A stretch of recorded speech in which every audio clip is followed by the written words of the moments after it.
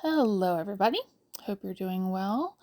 I've been working on this project for quite some time. It took many stages, as you will see, but I wanted to share this with you because we took a trip this summer to Florida and we went to one of the most famous beaches for finding shark teeth. And we found, or shall I say, I found um, some really cool ones, and one of which I call the Big Kahuna, that I actually caught with my bare hands versus using those fancy dancy sifters that people use while they're on the beach. So I want to show you how I cast these shark teeth in resin, and I did it in a coaster mold. This is a geode coaster mold, and I'm using alcohol inks to create sort of a ocean scene in the background, versus doing it in just plain clear or some other way. I do not have casting resin. This is just regular tabletop slash art resin. So I can't use this type of resin for like any kind of deep mold. And I actually tried doing a deeper mold in layers, but I had a really, really hard time getting the bubbles out of the resin, even with the heat gun and alcohol, spraying alcohol and the torch and all of that. So I decided that these shark's teeth are not that big, so I was just going to try it in a coaster. Not that it will act as a coaster, but this was just the best way to showcase the shark teeth. If you've ever made coasters before, you know that the ink likes to pull away from the sides. I am not sure of the scientific reason for that.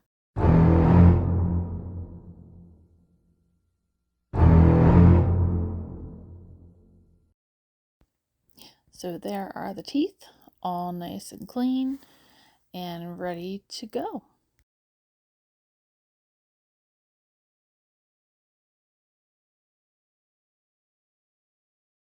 All right, so I let that first layer cure, and this is just plain clear resin, as you can see. I knew I didn't want a really thick layer of any of these layers, actually, because I knew I wanted to get the teeth in there and then ultimately cover the teeth with another layer of clear resin. So I don't think that first layer was completely cured when I went and poured this clear layer, so I think the color started mixing together just a little bit.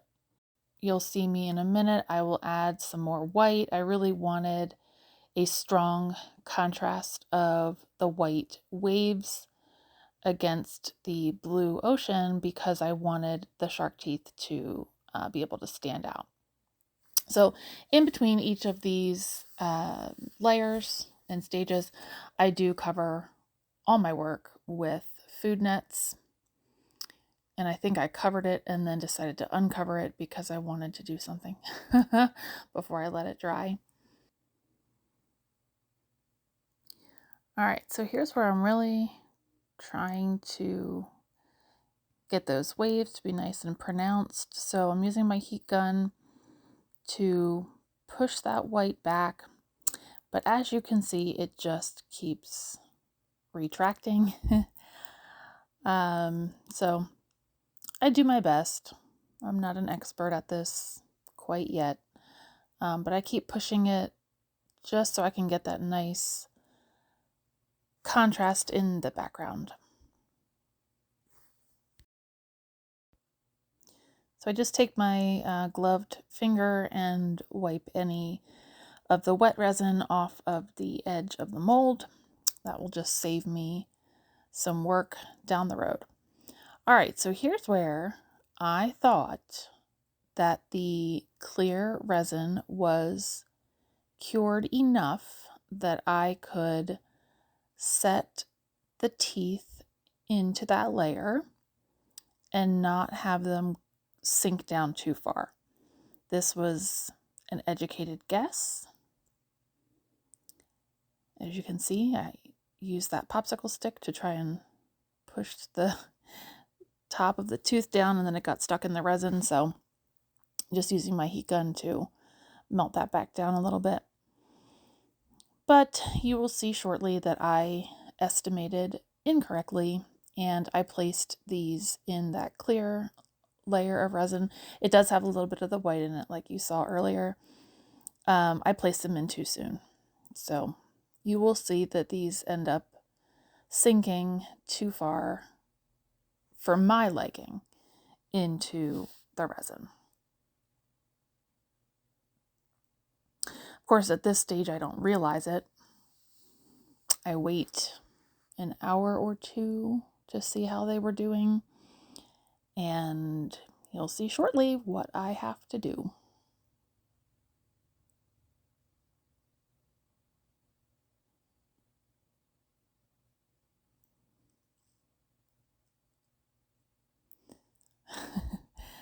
So here's where I realized that they sunk too far, and I was mad. I felt like I was a dentist having to extract teeth. You can see that the resin is not fully hardened. I am using my heat gun to soften it up just a little bit, and then these plastic tweezers to extract. I really didn't want to ruin the work I had already done, so I really wanted to, salvage this. I didn't want to have to start over. And so there was some resin stuck on the teeth, so I just used some acetone to clean them off, and it worked beautifully. You'll see. Make sure you're working in a well-ventilated area, as usual, with resin, but also with acetone. And as you can see, I'm using a coffee filter to wipe off the acetone and the resin. I love using coffee filters because they are lint-free and super cheap. But it worked beautifully. I had to pick at it just a little bit, but the resin, like I said earlier, was just kind of gummy and not completely hard. So what I did was I took some just regular clear resin with a popsicle stick and just filled in those gaps where the teeth were, and then waited longer this time. And you'll see shortly that I placed the teeth a second time in those same exact positions, and it worked. I did change the camera angle for this shot, so I apologize if you're feeling dizzy.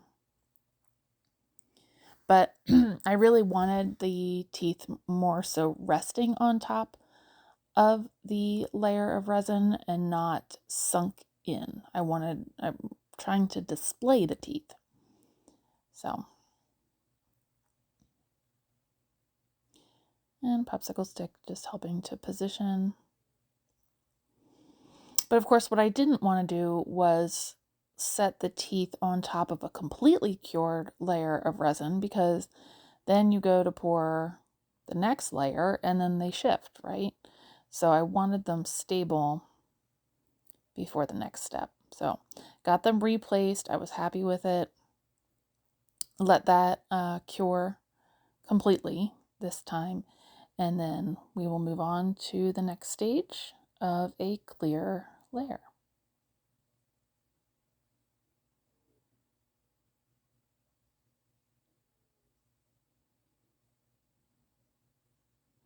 And there's a stink bug. Good thing I used those food nets.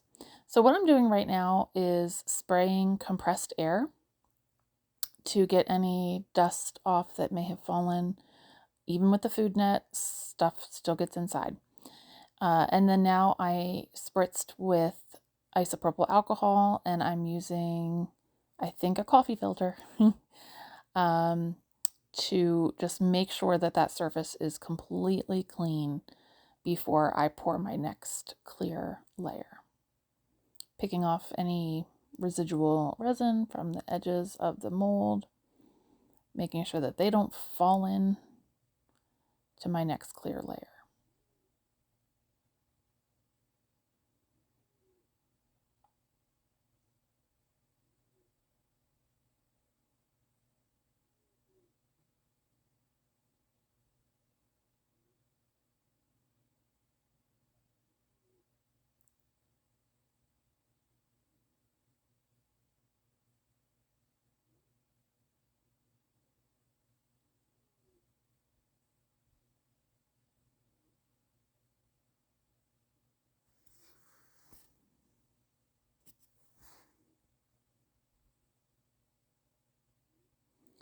Okay, so I'm just pouring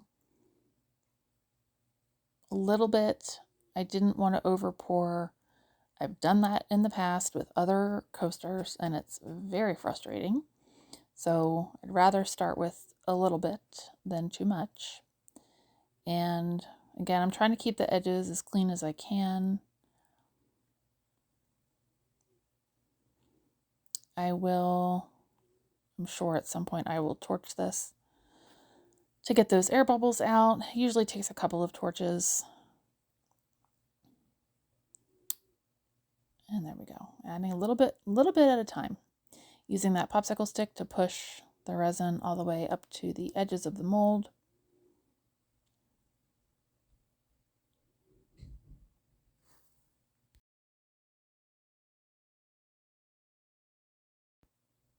And there's that torch. It really gives it that glassy finish. My table wasn't perfectly level, so I'm just kind of rotating the coaster. All right, so I had let it cure, but it still wasn't as covered as I wanted it to be. So I'm basically repeating the process that I did before. So that was compressed air that I just sprayed. I'm pushing it down because it felt kind of like the coaster mold was curving a little bit. I'm just showing you. Got a little, that big tooth right there in the middle is just sticking up a little bit.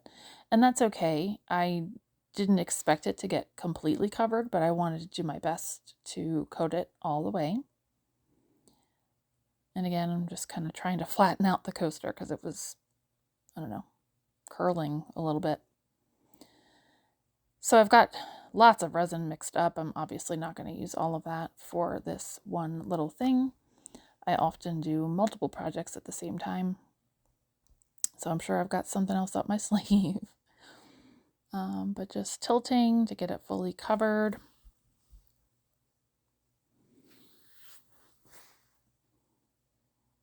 Definitely not wanting to over pour. Pushing the resin up to the edges with that popsicle stick.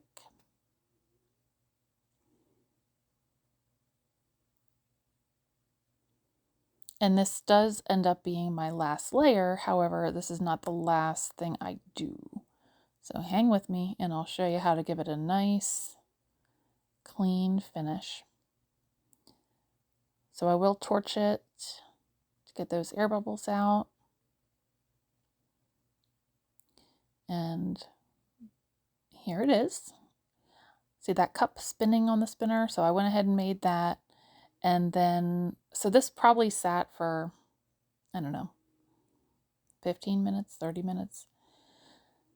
And what I decided to do was rest it on a stand. Again, the bottom layer is completely cured. And I've done this before where I will do what's called doming. So you pull the resin out to the edge with that popsicle stick without it going over. Now, if it goes over, it's not the end of the world. You can scrape off the drips, which I end up having to do. But that way you don't get a sharp edge, which you can get from the molds sometimes. And if I see the resin starting to pull away from the edges, I'll just take my popsicle stick and pull it right back and tell it where to go. Of course, always covering with a food net between each stage.